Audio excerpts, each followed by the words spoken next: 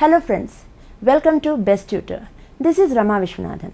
In today's video, we are going to learn some properties of squares of numbers. We are also going to learn about Pythagorean triplets and so on. Let us get into the details of it. What are the properties of squares of numbers? Square of an even number is always an even number. Let us consider some example. 4 is an even number and 4 square is equal to 16, which is also an even number. 102 is an even number. 102 square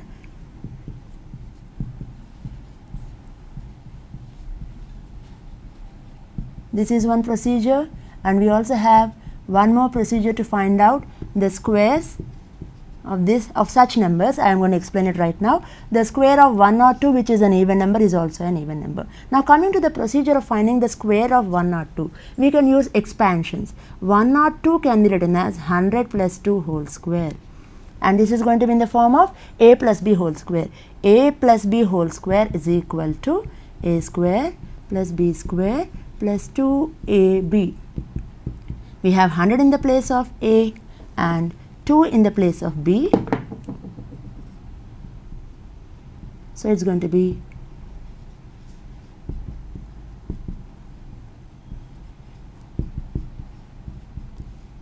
right. So this is a procedure to find out the square of the given number which is closer to 100 or any exponent of 10, right. So square of an even number is going to be always an even number. What if this given number is odd? Is the square of an odd number going to be odd number? Yes, of course, square of an odd number is always an odd number. Let us consider some examples.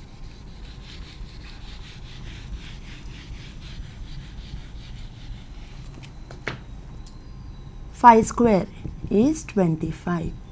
15 square is 15 into 15. 75 and 15.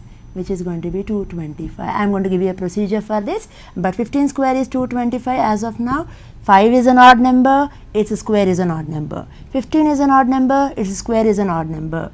Then 13 is an odd number, its square is going to be 169, which is also an odd number. So squares of odd numbers are always odd numbers. Coming to the easier procedure of finding the square of 15.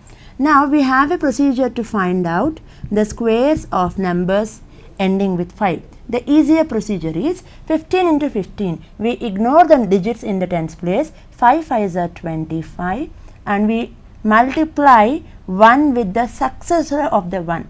Successor of 1. What is the successor of 1? 2. 2 1s are 2.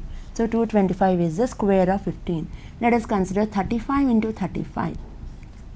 We need to consider only the digits in one's place, that is 5. 5 5s are 25. Successor of 3 is 4. 4 3s are 12. So 35 square is going to be 1225. This is going to be an easier procedure, and if at all we have 115 into 115, we ignore this. 5 5s are 25. The successor of 11 is 12. 12 into 11 is going to be 132. So it's going to be 13225. Let us find out. Let us check it out. 5 5s are 25. 5 1s are 5 6 7. 5 1s are 5. 1 1 5. 1 1 5. Let us observe 5. 5 plus 7 is 12. 12. 1 3 2 2 5. This took hardly 2 or 3 seconds to find out the solution. So this is an easier procedure to find out the squares of numbers ending with 5. Right. Now coming to 13 square. In the previous example, when we had 102 whole square, I have written 102 whole square as 100 plus 2 whole square. Here also we can write it as 10 plus 3 whole square and apply a square plus b square plus 2ab formula. A is going to be 10, b is 3. So we are going to have 100 plus 9 plus 2 3s are 6, 6 10s are 60. So we are going to have 169.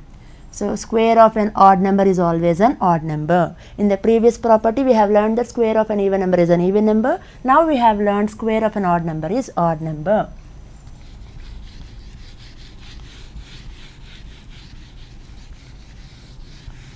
Now Let us consider a proper fraction, 2 by 5.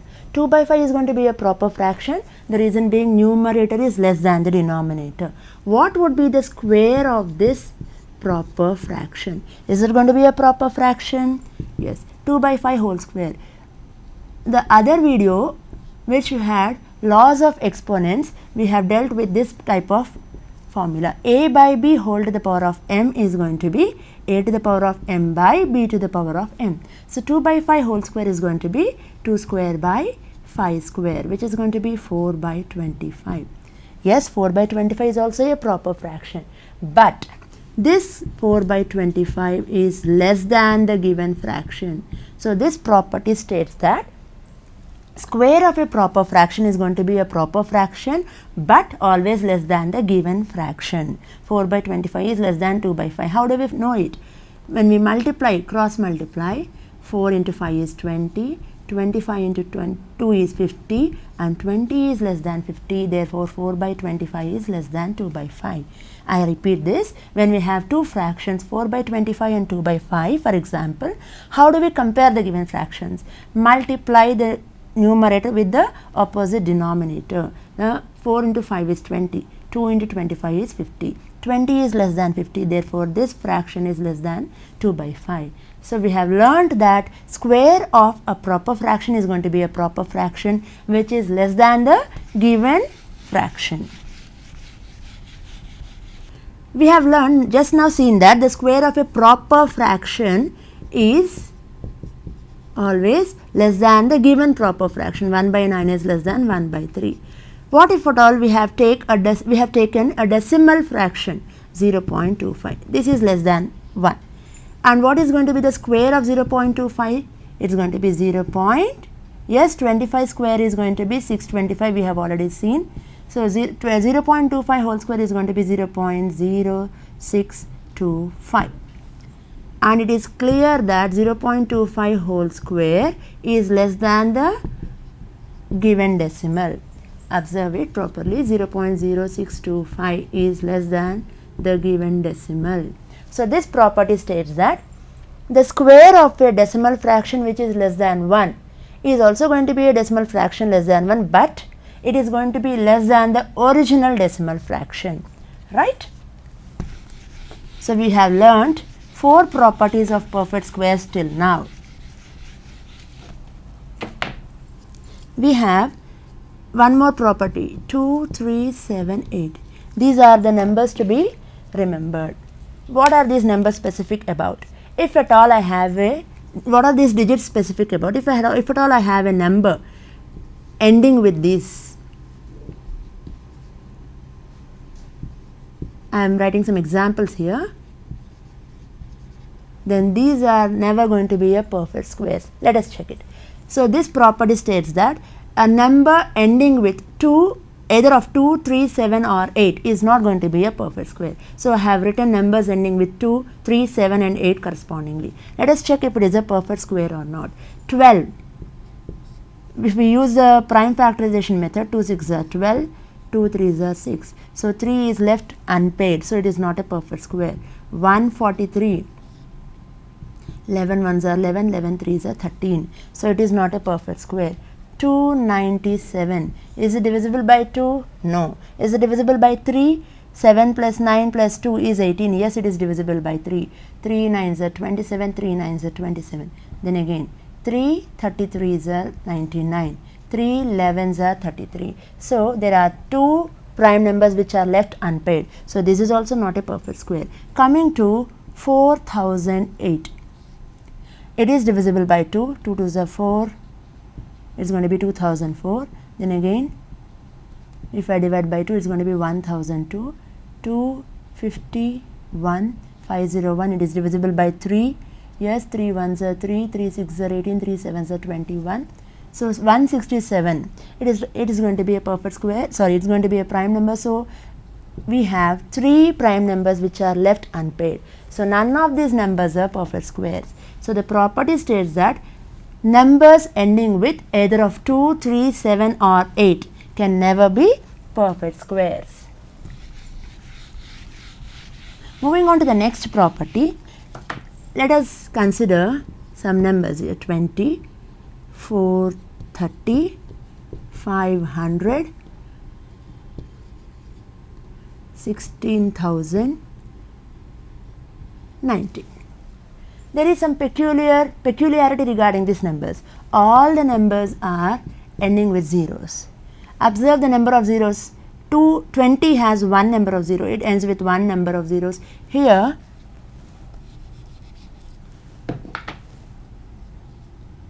(5,000), 16,090. These are ending with odd number of zeros. Such numbers can never be perfect squares. Numbers ending with odd number of zeros can never be perfect squares. Let us find out. As such, 16 appears to be a perfect square. Of course, 16 is a perfect square. But what is stopping 16,000 to be a perfect square? Let us check it. 2 into 8,000. 2 into 4,000 is 8,000. 2,000. Yes. 1,000 into 2 is right. Then 2 into 500 is 1,000. 250. Yes, the process is going on. 125, and then it is divisible by 5. 5 into 25. 5 into 5. Yes, the process of prime factorization is done here. Now, how many are left unpaired? Let us observe. 2 and 5, both are left unpaired. These are the prime numbers without any pair of numbers. So 16,000 is a non-perfect square, though 16 is a perfect square. The reason, but 16,000 is going to be a perfect, 1600 is going to be a perfect square. So a number ending with odd number of zeros is never a perfect square.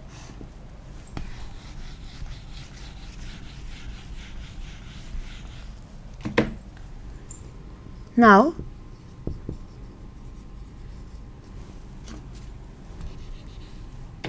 we are going to learn about Pythagorean triplet. As we all know, triplet is a set of three numbers. What do you mean by Pythagorean triplet? For example, I have 3, 4 and 5. Then I am going to find the squares of all these three numbers. 3 square, 4 square, 5 square.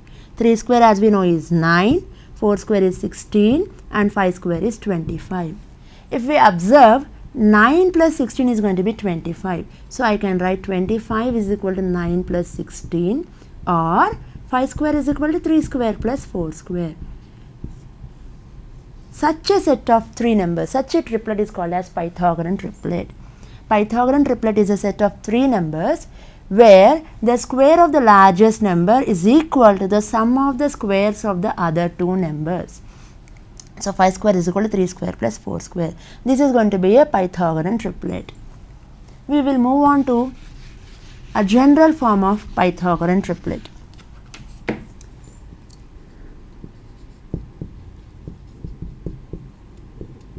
This is a general form of a Pythagorean triplet. M is equal to 3, for example. Then 2m becomes 2 into 3, which is 6.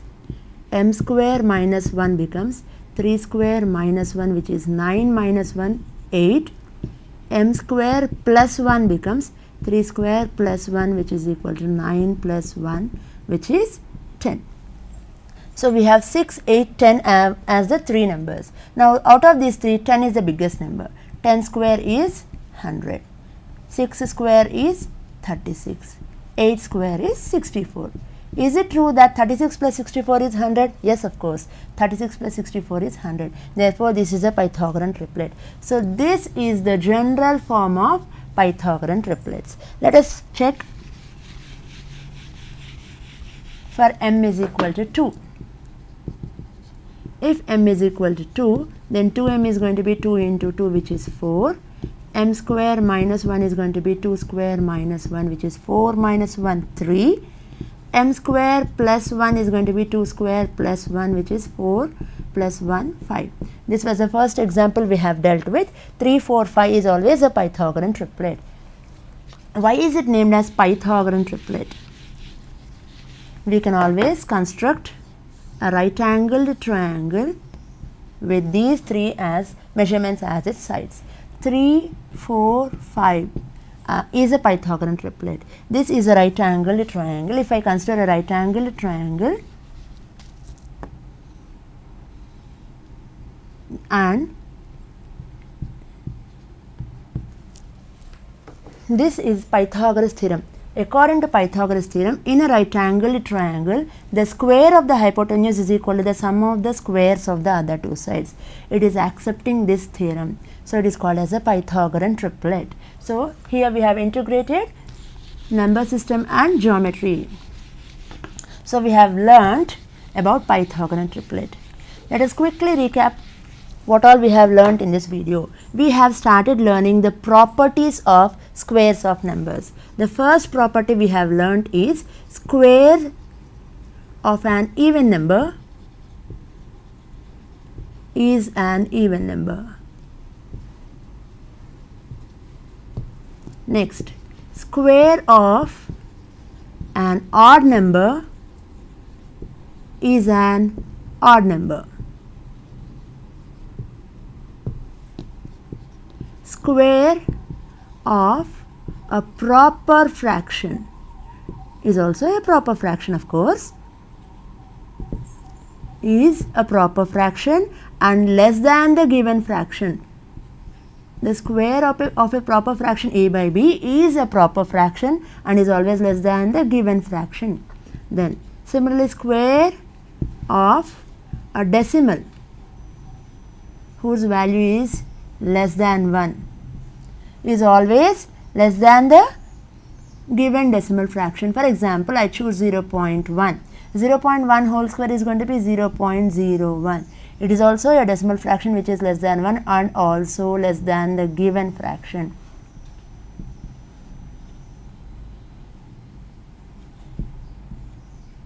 Square of a decimal which is less than 1 is a decimal fraction which is less than 1 and also that is going to be less than the given fraction. And we have also learned that the numbers ending with either of 2, 3, 7 or 8 are never perfect squares, and numbers ending with odd number of zeros. Odd number of zeros is not a perfect square.